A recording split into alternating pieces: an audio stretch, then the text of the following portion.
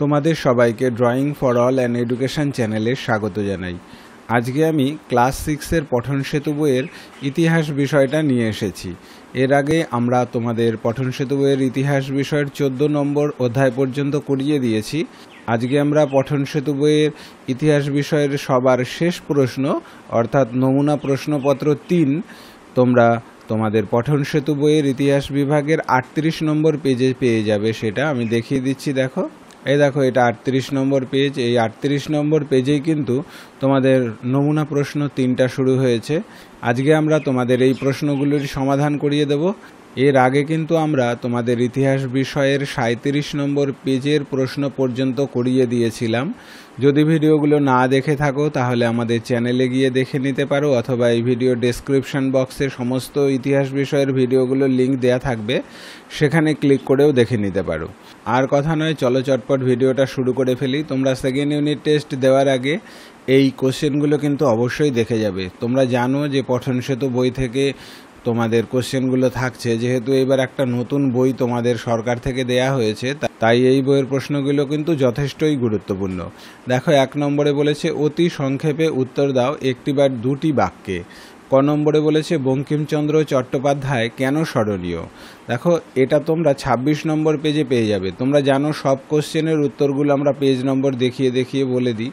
তোমরা তোমাদের ইতিহাস বিভাগের অর্থাৎ পঠন সেতু বইয়ের ইতিহাস বিভাগের 26 নম্বর পেজে যাবে। এই দেখো, তোমাদের এটা 26 নম্বর পেজ। এই 26 নম্বর পেজে বঙ্কিমচন্দ্র চট্টোপাধ্যায়টা তোমরা পেয়ে যাবে। এই দেখো, বঙ্কিমচন্দ্র চট্টোপাধ্যায় তিনি কেন স্মরণীয় ছিলেন। তাহলে তোমাকে এখান থেকে পয়েন্টগুলো লিখতে হবে। কি কি লিখবে দেখো, আমি বলে দিচ্ছি। তোমরা উত্তরটা এইভাবে লিখবে, আমি আর এক্সট্রা লিখিয়ে দিইনি, যেহেতু বইতেই রয়েছে। তোমরা শুনে শুনে উত্তরটা লিখে নেবে।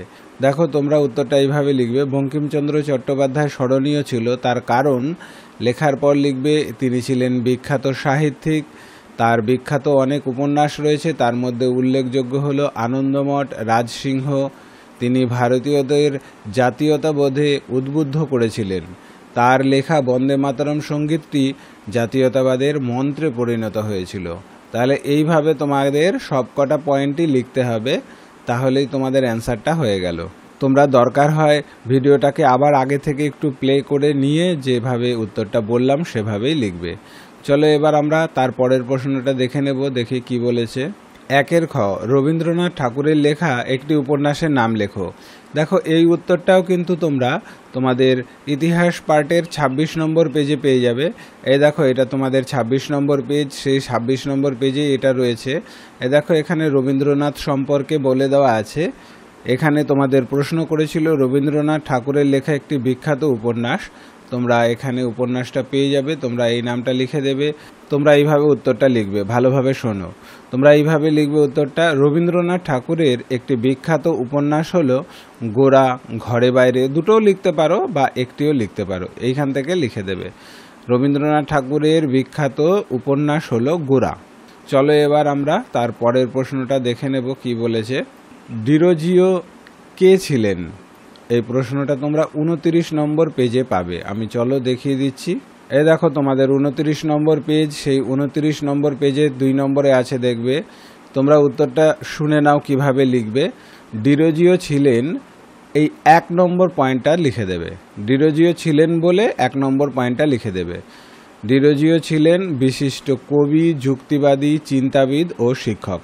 জাস্ট এইটুকু লিখলেই হবে। চলো এবার আমরা পরের প্রশ্নটা দেখে নিই কি বলেছে। পরের প্রশ্নতে দেখো, ঘ নম্বরে বলেছে কে প্রমাণ করেন উদ্ভিদ দেহেরও প্রাণ আছে। এটা তোমরা আগেও করেছো। কোথায় পাবে?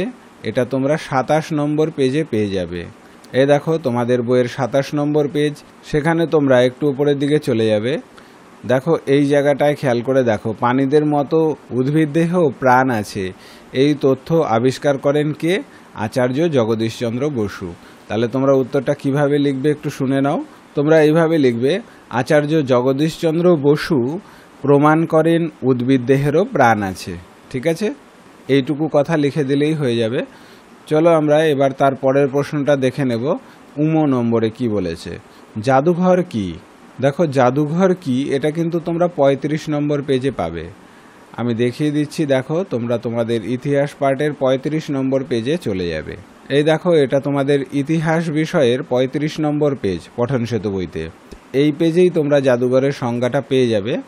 দেখো, একেবারে প্রথম লাইনেই আছে। তাহলে তুমি প্রশ্নের উত্তরটা কিভাবে লিখবে? এখান থেকে লিখবে। সাধারণ অর্থে জাদুঘর বা মিউজিয়াম বলতে বোঝায় পুরনো জিনিসের সংগ্রহশালা। শুধু এইটুকু লিখলেই তোমাদের উত্তরটা হয়ে যাবে। চলো এবার পরের প্রশ্নটা আমরা দেখে নেব কি বলেছে। গান্ধী স্মারক সংগ্রহশালায় কি কি রয়েছে? এটা তোমরা ৩৬ নম্বর পেজে পাবে। আমি দেখিয়ে দিচ্ছি। দেখো, এই দেখো ৩৭ নম্বর পেজ, তার আগের পেজে চলে যাও। এই যে ৩৬ নম্বর পেজ, এইখানে দেখো একটু উপরের দিকে চলে আসো। এই দেখো গান্ধী স্মারক সংগ্রহশালায়, যেটা রয়েছে ব্যারাকপুরে। তোমরা এইভাবে উত্তরটা লিখবে, গান্ধী স্মারক সংগ্রহশালায়, তারপরে এখান থেকে শুরু করবে, মহাত্মা গান্ধীর ব্যবহার করা জিনিসপত্র রয়েছে। ঠিক আছে? তাহলে তোমরা কিভাবে লিখবে? এখানে কথাটা কিন্তু লিখবে না, তোমরা উত্তরটা এইভাবে লিখবে, গান্ধী স্মারক সংগ্রহশালায় মহাত্মা গান্ধীর ব্যবহার করা জিনিসপত্র রয়েছে। তোমাদের এইটুকু লিখলেই হয়ে যাবে। চলো এবার পরের প্রশ্নটা আমরা দেখে নেব। এরপরে দেখো ২-এর প্রশ্নগুলো। ২-এ বলেছে শূন্যস্থান পূরণ করো। ক নম্বর, বিদ্রোহী কবি নামে পরিচিত ছিল ড্যাশ। তাহলে তোমরা সবাই জানো বিদ্রোহী কবি ছিল কাজী নজরুল ইসলাম। তোমরা এই শূন্যস্থানে নজরুল ইসলাম কথাটা লিখে দেবে। তোমরা এটা কোথায় পাবে? তোমরা যদি মিলিয়ে দেখতে চাও, তোমরা তোমাদের পঠন সেতু বইয়ের ইতিহাস বিভাগের ২৬ নম্বর পেজে পেয়ে যাবে। এই ২৬ নম্বর পেজে তোমরা এই পয়েন্টটাতেই পেয়ে যাবে, বিদ্রোহী কবি কে পরিচিত ছিল? কাজী নজরুল ইসলাম। চলো এর পরের কোশ্চেনটা আমরা দেখে নেব কি বলেছে। এর পরের কোশ্চেনটা দেখো, ক্ষয়ে বলেছে ভারতের প্রথম আধুনিক মানুষ নামে পরিচিত কে ছিল? রাজা রামমোহন রায়। এটা ২৯ নম্বর পেজে পাবে। তোমরা এখানে ড্যাশের জায়গায় লিখে দেবে রাজা রামমোহন রায়। তোমরা ২৯ নম্বর পেজে চলো, আমি দেখিয়ে দিচ্ছি। এই দেখো ২৯ নম্বর পেজ, সেখানে একটু ওপরের দিকে যাবে। এই দেখো এইখানেই রয়েছে রাজা রামমোহন রায়। তাহলে তিনি যে ভারতের আধুনিক মানুষ ছিলেন সেটা প্রথম পয়েন্টেই দেওয়া আছে, ভারতের প্রথম আধুনিক মানুষ নামে তিনি পরিচিত ছিলেন। তাহলে শূন্যস্থানের জায়গায় তোমরা রাজা রামমোহন রায় এই কথাটা লিখে দেবে। চলো এবার পরের প্রশ্নটা আমরা দেখে নেব। পরের শূন্যস্থানে কি বলেছে দেখো। পরের শূন্যস্থান হচ্ছে গয়ে, দেশের মানুষকে হাতে কলমে শিক্ষার কথা বলেছিলেন কে? এই ড্যাশে সেটা লিখতে হবে, তিনি আর কেউ নন, তিনি স্বামী বিবেকানন্দ। তোমরা এই ড্যাশে স্বামী বিবেকানন্দ কথাটা লিখে দেবে। কোথায় পাবে? তোমরা ৩০ নম্বর পেজে পেয়ে যাবে। তোমরা ইতিহাস পার্টে ৩০ নম্বর পেজে চলে যাও, আমি দেখিয়ে দিচ্ছি। দেখো এটা ৩০ নম্বর পেজ। এই যে দেখো ৩০ নম্বর, সেখানে দেখবে একটু উপরের দিকে আসো। এখানে দেখো রয়েছে ৪ নম্বরে স্বামী বিবেকানন্দ। তিনিই কিন্তু দেশের মানুষকে হাতে কলমে শিক্ষা দিয়েছিলেন। তোমরা এই পয়েন্টটাকে খেয়াল করে দেখো, দেশের মানুষকে হাতে কলমে শিক্ষার কথা বলেছিলেন আর কেউ নন, স্বামী বিবেকানন্দ। তোমরা ড্যাশের জায়গায় স্বামী বিবেকানন্দ কথাটা লিখে দেবে। এর পরের প্রশ্নটা দেখো, ঘ নম্বরে, বেঙ্গল কেমিক্যাল প্রতিষ্ঠা করেন কে? ড্যাশের জায়গায় তোমাদের লিখতে হবে আচার্য প্রফুল্লচন্দ্র রায়। এটা কোথায় পাবে? আচার্য প্রফুল্লচন্দ্র রায়। এটা তোমরা ২৭ নম্বর পেজে পেয়ে যাবে। এই যে তোমাদের ২৭ নম্বর পেজ, সেখানে প্রফুল্লচন্দ্র রায়ের কথা একটু উপরের দিকে পাবে। এই দেখো এখানে রয়েছে প্রফুল্লচন্দ্র রায়, তোমরা এইখানেই পেয়ে যাবে।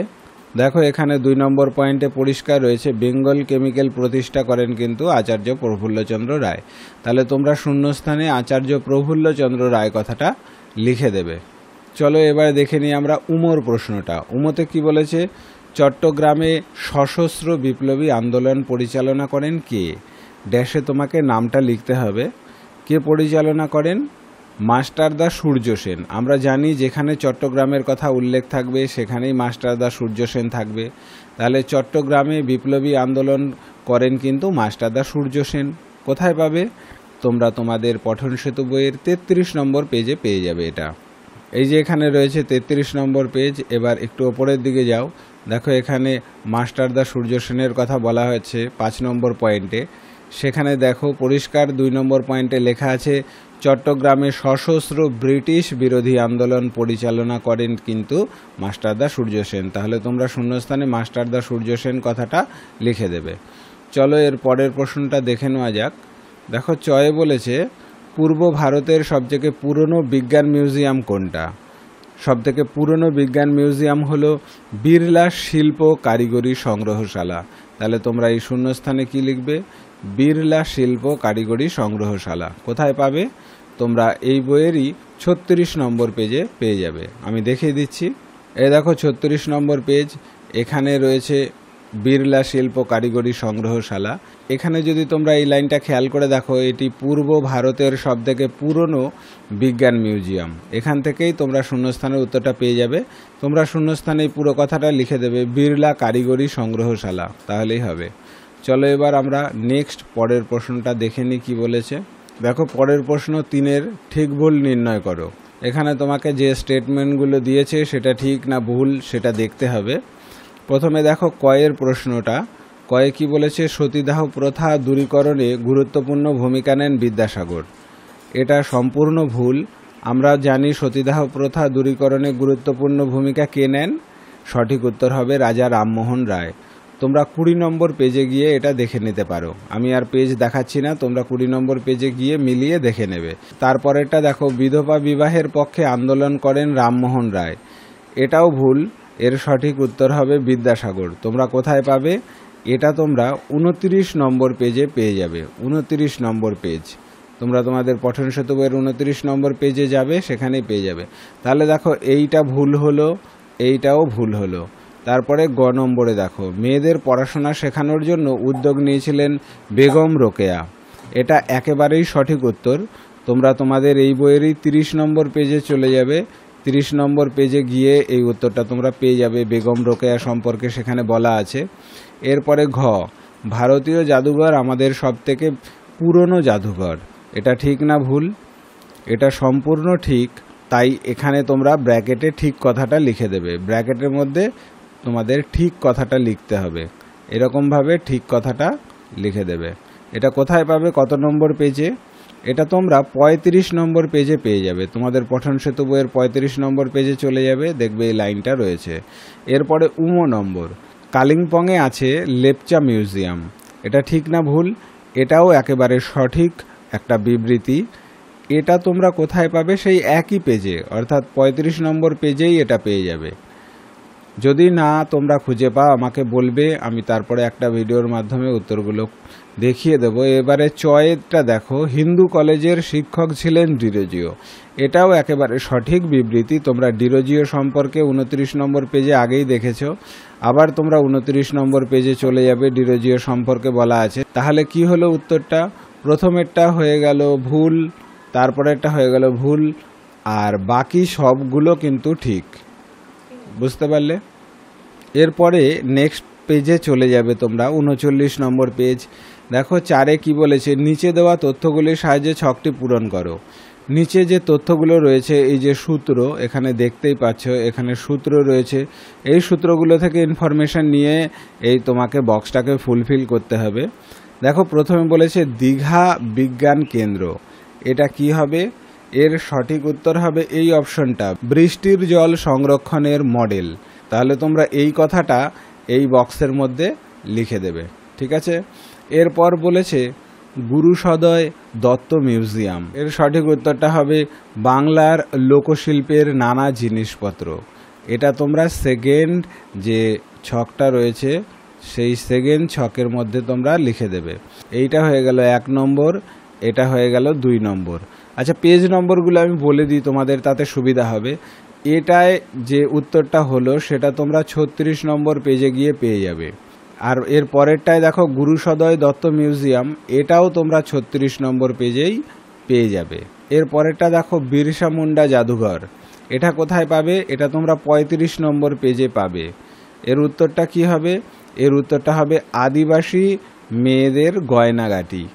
এইটাই হয়ে যাবে তোমাদের এই উত্তরটা, 35 নম্বর পেজে যেটা আছে সেটা। এই ঘরটাতে তোমরা এই কথাটা লিখে দেবে, আদিবাসী মেয়েদের গয়নাগাটি।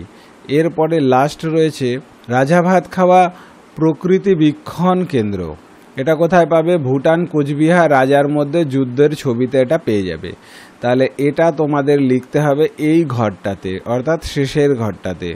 এটা কত নম্বর পেজে পাবে? এটাও তোমরা 35 নম্বর পেজে পেয়ে যাবে।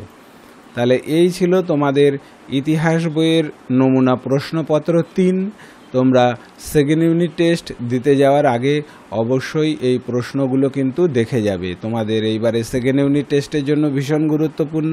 তাহলে তোমাদের ইতিহাস বইয়ের পঠন সেতু বিষয়টা কিন্তু এইখানেই শেষ। এরপর কিন্তু তোমাদের শুরু হচ্ছে ভূগোল বিষয়। দেখো, পঠন সেতু ভূগোল। তাহলে তোমাদের আমরা পঠন সেতু বইয়ের ইতিহাস বিষয়ের একেবারে শেষ প্রশ্নটা করিয়ে দিলাম। আশা করি তোমাদের অনেক উপকারে লাগলো। ভিডিওটি ভালো লাগলে অবশ্যই একটি লাইক আর কমেন্ট করে দিও। আমাদের চ্যানেলে নতুন হলে চ্যানেলটিকে সাবস্ক্রাইব করে সঙ্গেই থেকো। আজ এই পর্যন্তই। সবাই ভালো থেকো, সুস্থ থেকো, নিজেকে সেকেন্ড ইউনিট টেস্টের জন্য প্রিপেয়ার করো। টাটা।